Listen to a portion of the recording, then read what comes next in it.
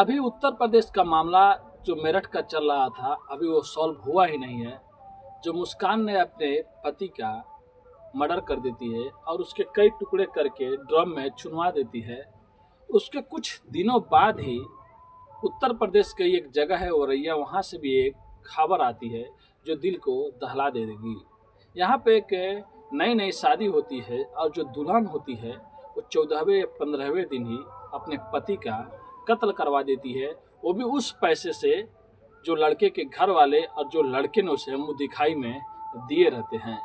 तो संयुक्त राष्ट्र का एक सर्वे है जो बताता है 2022 और 2023 में लगभग पूरी दुनिया में कई हजार लड़कियां और औरतों का मर्डर होता है, जिसमें से 2022 में भी बस 48,000 लड़कियों और औरतों का कत्ल हुआ और 2023 में ये 23,000 हो गया पूरी दुनिया में।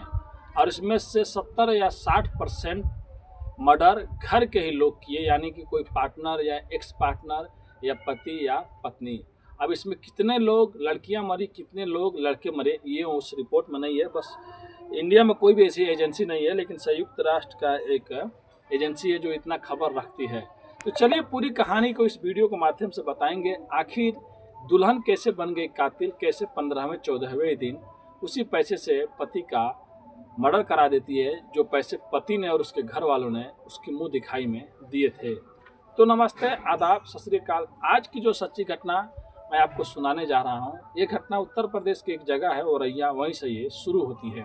एक लड़का होता है जिसका नाम दिलीप होता है और दिलीप बहुत अच्छे घर से होता है और उसका क्रेन का बिजनेस होता है, मशीनें वशीनें होती है, क्रेन भी चलता था। वो अच्छे खासे पैसे भी कमाते थे।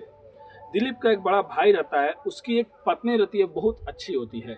अब दिलीप शादी के लिए हो चुका रहता है, उसकी उम्र 21 साल हो गई रहती है।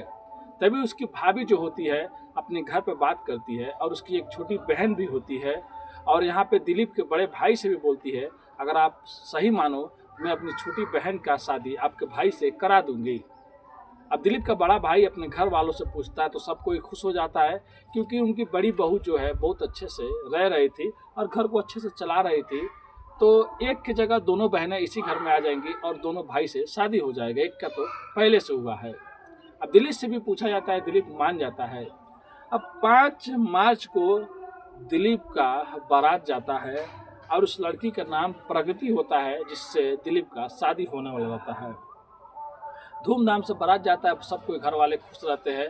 और जब बारात जाता है 5 तारीख को, तो 6 तारीख को दिलीप वापस उसको अपने दुल्हन को अपने घर पे लाता है। और रिवाज कुछ रहता है कि 2 दिन बाद फिर से वो अपनी ससुराल चली जाती है, जो लड़की होती है प्रगति। फिर वो 8 तारीख को चली जाती है और फिर 12 तारीख को वापस आ जाती है। और 12 तारीख को वापस आने के बाद फिर होली पड़ जाता है, फिर वो होली में भी शायद चली जाती है। अब 5 तारीख से करते करते ऐसे आती थी, कभी जाती थी, और दिलीप भी खुश था और प्रगति भी खुश थे और उनके घर वाले भी खुश थे। इधर जो दिलीप था वो घर में ही रहता था और अपने काम पे नहीं जाता था, वहाँ से छुट्टी लिया था। जो मशीनें थी वो दूसरे को ही चलाता था। अब दिलीप को जब 14-15 दिन हो जाता है, तब वो अपने पत्नी प्रगति को बोलता है कि मैं अब जा रहा हूँ काम पे, बड़े भाई बहुत दिनों से काम को देख रहे हैं और मेरे को भी 14-15 दिन हो गया, मेरे को काम पे जाना पड़ेगा। अब दिलीप अपने घर वालों से बात करता है और 19 तारीख को पहली बार दिलीप फिर से शादी के बाद अपने काम पे जाता है। लेकिन काम पे दिलीप चला तो जाता है, शाम हो जाती है, रात हो जाता है और दिलीप वापस घर नहीं आता है। अब सब कोई को टेंशन होने लगता है। लेकिन अब जब सुबह होती है और सुबह होने के बाद एक आदमी जब गुजर रहा होता है और उसको एक लाश नज़र आती है, तब वो पुलिस को फ़ोन करता है और पुलिस मौके पर पहुंचती है और वहां से कुछ कागज़ मिलते हैं और उसके जेब में से कुछ मिलते हैं। तो पता चलता है इसका नाम दिलीप है और ये क्रेन मालिक है। अब तुरंत उसके घर पे फ़ोन जाता है और पुलिस उस लाश को घर लेके जाती है। घर वाले भी पहचान जाते हैं, इधर रोना पीटना पड़ जाता है। उधर पत्नी को फ़ोन जाता है और पत्नी प्रगति रोते हुए बेतहाश अपने घर पहुंचती है, यानी कि ससुराल पहुंचती है और रोने लगती है। अब घर में चीख और पुकार मच जाती है, चारों ओर हर कोई रो रहा होता है कि अभी उस दुल्हन के हाथ की मेहंदी भी नहीं छूटी थी। आखिर किससे इतनी बड़ी दुश्मनी थी, किसने इसे मारा और क्यों मारा। पुलिस ये पता लगाने में जुट जाती है कि क्या किसी से कोई दुश्मनी थी या किसी से कुछ था। तो दिलीप के घर वाले सबको यही बता रहे थे कि दिलीप बहुत अच्छा था, बहुत स्वाभाविक टाइप का था, किसी से झगड़ा नहीं करता था और किसी से भी उसकी दुश्मनी नहीं थी। फिर पुलिस पोस्टमार्टम के लिए उस लाश को भेज देती है और जब पोस्टमार्टम रिपोर्ट आता है तो पता चलता है कि उसके सर के पीछे एक गोली मारी गई होती है और कोई तेज तेज हथियार से पूरे जिस्म पे वार किए गए रहते हैं। यानी कि जो भी गोली मारा जाता है ये क्लियर करने के लिए मर चुका है कि नहीं है, उसके बाद वो हथियार का भी इस्तेमाल किया रहता है। अब पुलिस इधर अपने मामले में जुट जाती है और तहकीकात करने लगती है कि आखिर में कौन ऐसा है जो इससे मर्डर में है और जो इस काम को अंजाम दिया। अब जिस जगह पे उस लाश जो मिला रहता है, पुलिस अगल बगल जहाँ पे दिलीप काम किए करने गया रहता है वहाँ पे पूछताछ होता है, लेकिन पुलिस को कुछ भी सबूत नहीं मिलते हैं। फिर बाद में पुलिस एक सीसीटीवी कैमरा पूरा जांच करती है तो एक जगह सीसीटीवी कैमरे में दिलीप नज़र आता है जब वो क्रेन लेके जा रहा होता है और उसके क्रेन में एक दो आदमी बैठे होते हैं, लेकिन उसमें साफ साफ दिखाई नहीं देता है। तभी पता चलता है कि दिलीप शाम के टाइम किसी रेस्टोरेंट में भी गया होता है। तो उस रेस्टोरेंट में जाने के बाद जो वहाँ पे लोग होते हैं, वहाँ पे का जो मालिक होता है, वो बताता है पुलिस को दिलीप यहाँ पे आया था और घर जाने वाला था, शाम के टाइम हो गया था, यानी कि रात हो गया था। और रात होने के टाइम कोई आदमी, कई लोग आए, दो तीन आदमी आए और बोले कि हमारा गाड़ी कहीं पे फंस गया है और बहुत इमरजेंसी है भाई, आप मदद कर दीजिए। अब दिलीप किसी और ड्राइवर को भेजता, उससे पहले वो लोग इतना रिक्वेस्ट करने लगे कि दिलीप बोला ठीक है मैं ही चलता हूँ। उसके बाद वो लोग दिलीप के साथ में चले गए। वही लोग जो सीसीटीवी कैमरा में नज़र आ रहे थे, दो तीन लोग उसके साथ में बैठे हुए थे। अब उसके बाद पुलिस ये जुट जाती है क्योंकि जो लोकेशन होता है और जो जो आदमी मतलब उसके पास में गया रहता है, कौन कौन उस रात में वहाँ पे एक्टिव था, अब पुलिस ये पता लगाने में जुट जाती है। अब मोबाइल लोकेशन और कॉल डिटेल निकालना शुरू हो जाते हैं। तो सबसे पहले कॉल लोकेशन निकाला जाता है, कॉल का जो फ़ोन का, तो जो मैं जितना भी उधर कौन सा टावर एक्टिव है, तो उसमें एक अजीब आदमी का एक्टिव दिखाता है जो हिस्ट्री सीटर होता है, जो पहले भी खून में, डकैती में और कई धाराओं में पुलिस उसे पकड़ ली थी और फिर उसको छोड़ दी थी। अब पुलिस उस हिस्ट्री शूटर का लोकेशन मिलता है। फिर वहाँ मिलने के बाद पुलिस वहाँ पे पहुँच जाती है और वहाँ जाने के बाद उसको गिरफ्तार कर लेती है। पहले तो बोलता है साहब मैंने कुछ नहीं किया है, लेकिन जब पुलिस उसको सीसीटीवी कैमरे दिखाती है कि क्या तुम इस क्रेन में नहीं बैठ के जा रहे हो और तुम्हारा मोबाइल का लोकेशन भी वहीं पे मिला है जहाँ पे हमें दिलीप का लाश मिला है, अब सच सच बता दो नहीं तो तुम्हारे साथ में बहुत बुरा होगा। अब वो जो हिस्ट्री सीटर रहता है वो नाम उगलना शुरू कर देता है एक दो आदमी का। उसमें से एक नाम जो उगलता है वो पुलिस सुन के भी दंग हो जाती है। एक नाम का जो नाम बताता है वो नाम, उस लड़के का नाम अनुराग होता है जो कि ट्रैक्टर ड्राइवर होता है। और सबसे बड़ी बात ये होती है वो जो अनुराग नाम का लड़के का नाम बताता है हिस्ट्री सीटर, वो कोई और नहीं दिलीप का जहाँ पे शादी हुई रहती है, जिसकी पत्नी प्रगति जिस गांव की रहती है उसी गांव का वो लड़का रहता है।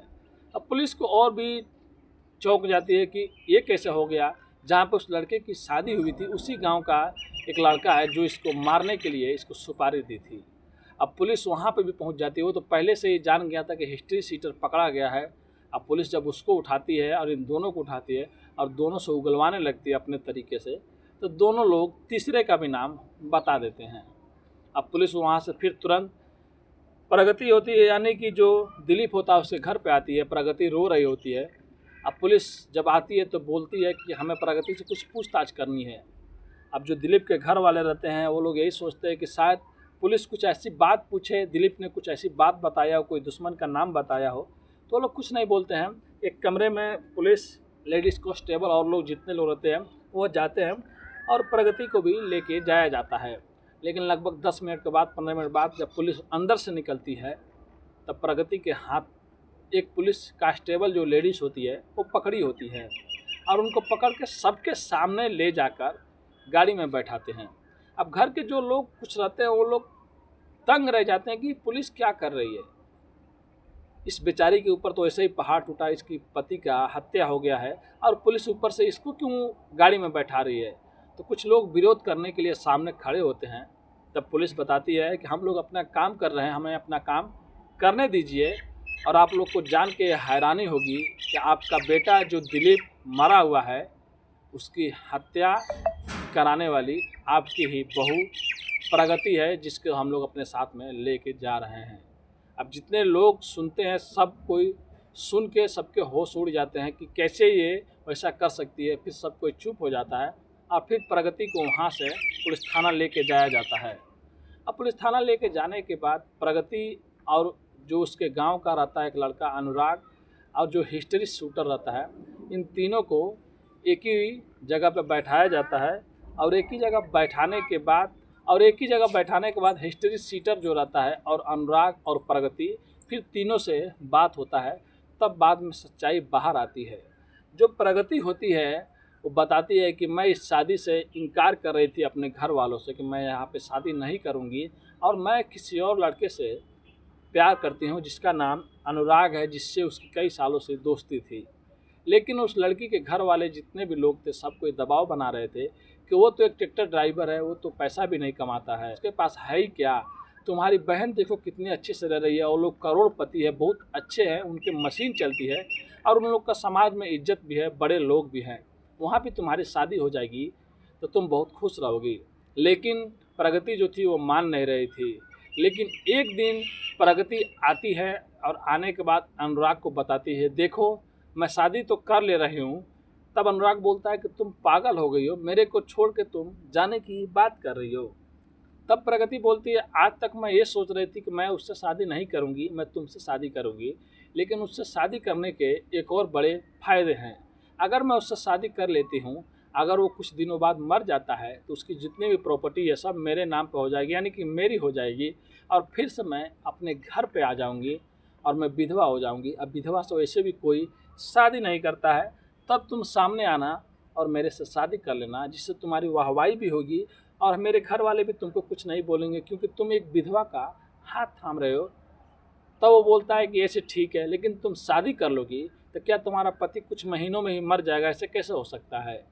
तब वो बताती है कि हमारा पति कुछ महीनों में ऐसे नहीं मरेगा, हम लोग उसे मार देंगे। यानी कि जो प्रगति होती है वो शादी से पहले ही प्लानिंग कर चुकी रहती है कि मेरी शादी जिससे हो रही है कुछ दिनों बाद मैं उसे मौका पाकर मार दूंगी या मरवा दूंगी और उससे भी निजात पा लूँगी और उसके बाद उसकी प्रॉपर्टी भी हासिल कर लूँगी और फिर दूसरी शादी भी कर लूँगी।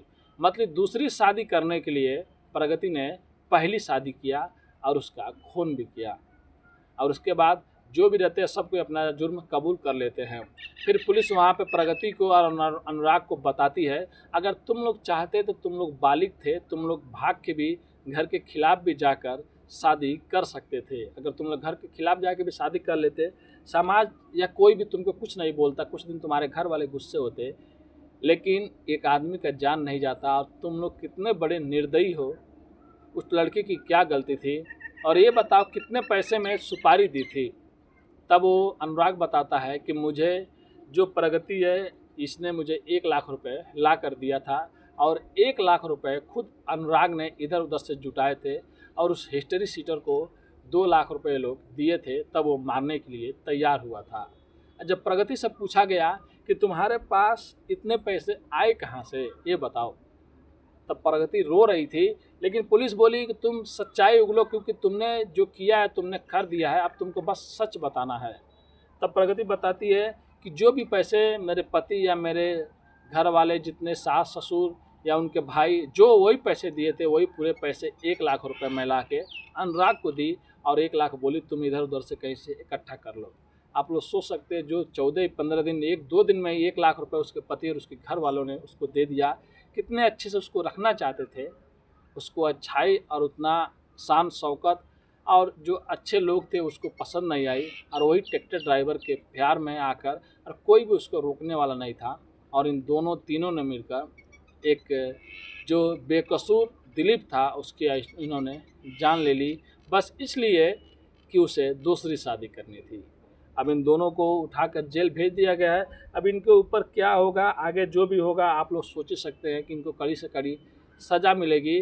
तो आज की कहानी यही थी दोस्तों, कैसे हमारे समाज में आए दिन ये देखने को मिल रहा है, कहीं ना कहीं कोई फ्रिज में मार के रख दे रहा है, कोई ड्रम में रख दे रहा है, तो कोई कुकर में रख दे रहा है, तो कोई घर में ही गाड़ दे रहा है। और मैं आपको पहले ही एक सर्वे बताया हूँ संयुक्त राष्ट्र का, 2022 में 48,000 वेमन और गर्ल यानी कि औरतें और लड़कियों का मर्डर हुआ। 2023 में 53,053, पहले टाइम में मैं गलत बोल दिया था। और इतने इसमें लगभग 70 या 60% कोई ना कोई अपना ही, जैसे कि कोई पार्टनर हो गया, कोई पत्नी हो गई, कोई एक्स पार्टनर, कोई एक्स पत्नी हो गई, इन्होंने ही कत्ल किया है। तो आप भी अगर कहीं पे हैं तो अपने फैमिली को सेफ रखिए और इन चीज़ों से दूर रहिए। अगर आपको कोई भी प्रॉब्लम हो रहा है तो आप पुलिस से हेल्प ले सकते हैं, अपने बड़े आदमियों से भी हेल्प ले सकते हैं। अगर आप लोग इस कहानी पे लास्ट तक बने हैं तो हमारा मकसद किसी का भी दिल दुखाना नहीं है, किसी को भी ठेस पहुंचाना नहीं है, बस अपने कहानियों के माध्यम से लोग को जागरूक करना है। अगर आप भी कोई गलती करते हैं तो सोच समझ लीजिए, क्योंकि कानून के हाथ बहुत लंबे होते हैं और अगर आप गलती करेंगे तो आपको सज़ा मिल कर रहेगी। और कहते हैं ना कि बुरे कामों का नतीजा बुरा ही होता है, इसीलिए बुरे कामों से दूर रहे और अपने फैमिली के साथ मस्त रहें। मिलते हैं नेक्स्ट वीडियो में फिर से कुछ अच्छी कहानियों के साथ। अभी के लिए अलविदा लेते हैं। धन्यवाद।